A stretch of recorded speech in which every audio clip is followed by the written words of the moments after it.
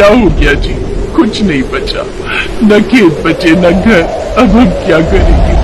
पता नहीं राधा, हमारी किस्मत में क्या लिखा है। खेत में फसल का एक दाना नहीं बचा।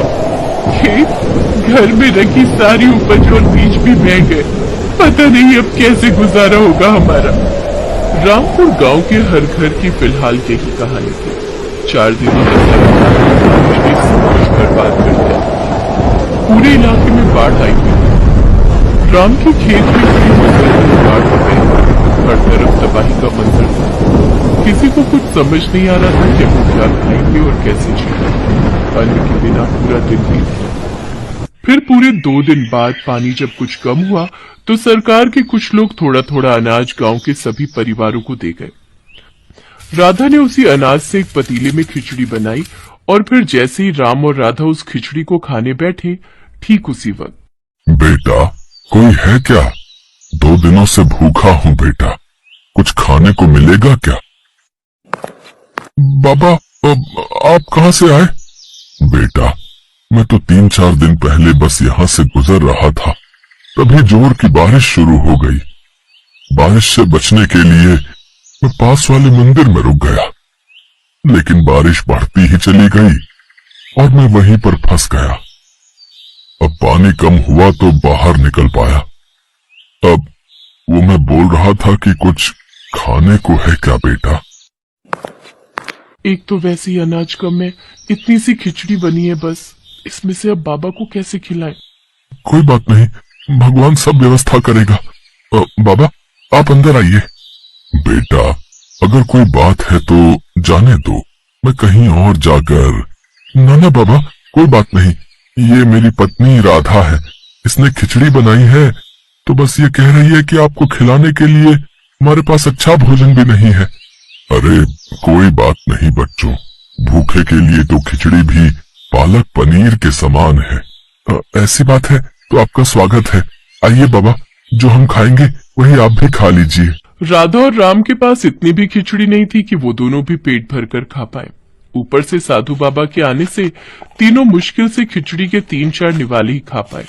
खाना खाने के बाद राधा बर्तन धोने के लिए अंदर चली गई और राम साधु के हाथ धुलवाने के लिए पानी लेने अंदर आ गया। फिर जब राम पानी लेकर वापस आया तो साधु बाबा उसे कहीं नहीं दिखे। अरे, लगता है बाबा चले गए। लेकिन वो क्या है? राम की नजर उस जगह पर थी जहां वो साधु बाबा कुछ देर पहले बैठकर खिचड़ी खा रहे थे।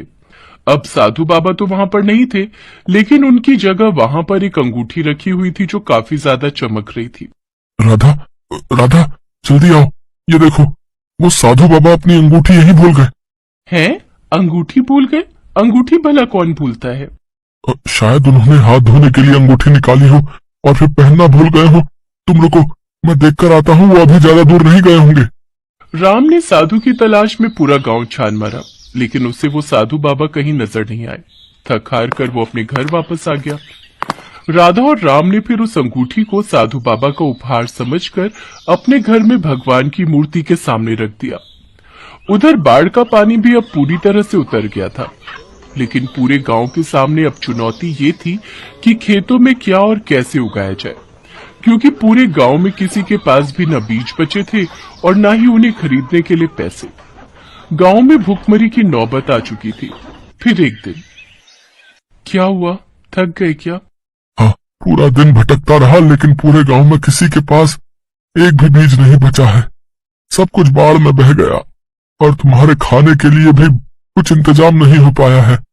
मुझे भूख नहीं लगी है, अब आप मेरी फिक्र मत करो। 2 दिन से कुछ नहीं खाया है तुमने और कहती हो कि भूख नहीं लगी है। हे भगवान, ये कैसे दिन देखने पड़ रहे हैं मुझे। मैं अपने पति को खिचड़ी तक बनाकर नहीं खिला सकती। खिचड़ी की बात सुनते ही राम का दिमाग ठनका और उसने तपाक से पूछा, क्या कहा तुमने राधा? यही कि अब हमारी किस्मत में खिचड़ी भी नहीं है। हाँ, मुझे अभी याद आया। याद करो, उस दिन हमारे घर एक साधु बाबा आए थे और वो अपनी अंगूठी यहीं पर छोड़ गए थे। हो सकता है कि वो हमारे हालात देखकर जानबूझकर उसे यहाँ छोड़ गए हो। जल्दी करो, वो अंगूठी लेकर आओ, हम उसे बेचकर कुछ और दिन खाना खा सकते हैं। पर वो तो बाबा की अमानत है ना? जो भी हो राधा, अपने जीते जी मैं तुम्हें भूखा नहीं देख सकता। राम के कहने पर राधा उस अंगूठी को ले आई। राम ने उस अंगूठी को ध्यान से देखा और फिर उसका चेहरा उतर गया। क्या हुआ जी? अरे राधा, ये तो पीतल की अंगूठी है, इसका क्या मोल मिलेगा? कुछ भी नहीं। राम उस अंगूठी को जमीन पर गुस्से से फेंकने ही वाला था कि तभी उसे कुछ नजर आया और फिर वो अंगूठी को ध्यान से देखने लगा। राधा देखो जरा, इस अंगूठी का नग कुछ अजीब नहीं लग रहा? हाँ जी, ये तो एक बीज जैसा लग रहा है।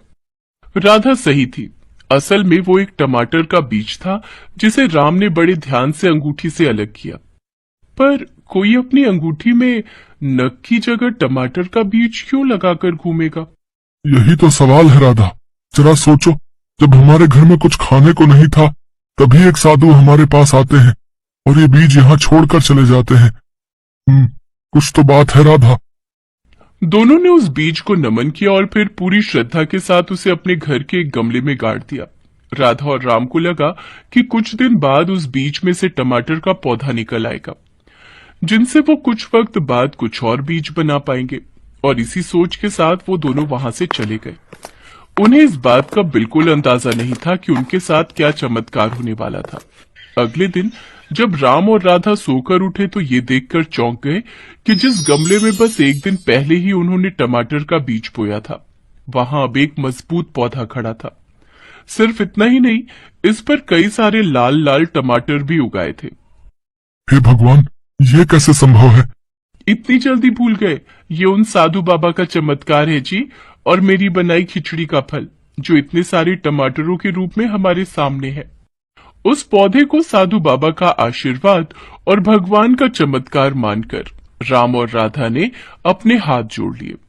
राम ने उस पौधे से निकले टमाटरों से एक टमाटर तोड़ा और उसमें से ढेर सारे बीज निकालकर अपने खेत में बो दिए, जबकि राधा ने बाकी टमाटरों की बढ़िया चटनी बनाई। कई दिन बाद दोनों पति पत्नी ने खुशी खुशी और भरपेट खाना खाया। अब दोनों को अगले दिन का इंतजार था, और जैसे ही सुबह हुई वो दोनों भागकर अपने खेत में गए। वहां उन्होंने देखा कि पूरा का पूरा खेत टमाटरों से भरा पड़ा था। इतने सारे टमाटर देखकर दोनों खुशी से उछल पड़े। तभी वहां गांव के सरपंच आ गए। अरे भाई राम, अरे ये चमत्कार कैसे हुआ भाई?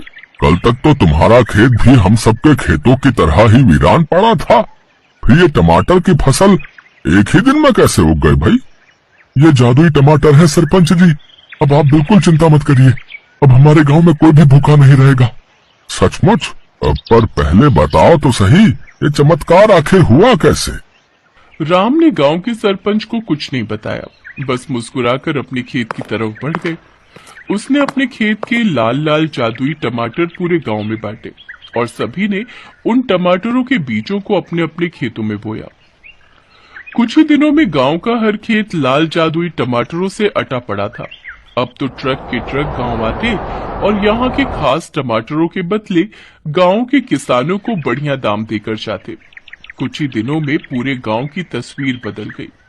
राधा और राम की भी काया पलट हो चुकी थी, लेकिन इन सब के बावजूद उन दोनों ने दूसरों की मदद करना नहीं छोड़ा।